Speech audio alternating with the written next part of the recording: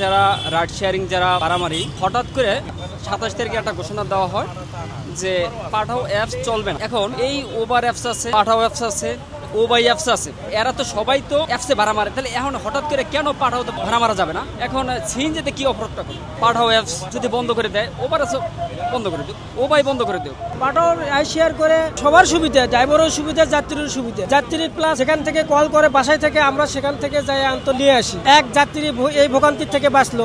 আরেকটা আমাদের সুবিধা হলো যে আমাদের যাত্রীর জন্য অপেক্ষা করা লাগলো।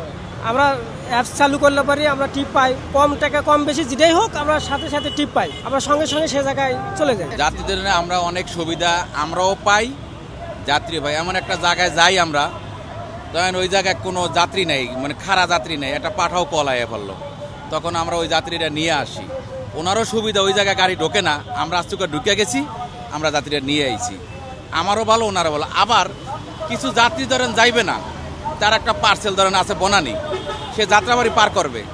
এখন আমার ডাইককে বললো, আমার নাম্বার তো ওনার কাছে গেছি কে, আর ওনার নাম্বারও আমার কাছে আছে, আমার এবং গাড়ির নাম্বারও গেছে, আমার পুরো ডিটেলস গেছে। উনি বললো যে ভাই অমুক জায়গায় আমার মালটা লইয়া যান, যাত্রাবাড়ি লইয়া যান বা ছায়াদাবাদ লইয়া যান, আমরা মালটা সুস্থভাবে নামাই দেই।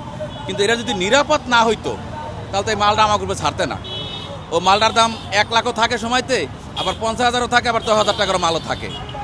কিন্তু এই নিশ্চিতের কারণেই তো আমাকে গ্রুপে এই মালটা ছাড়ে।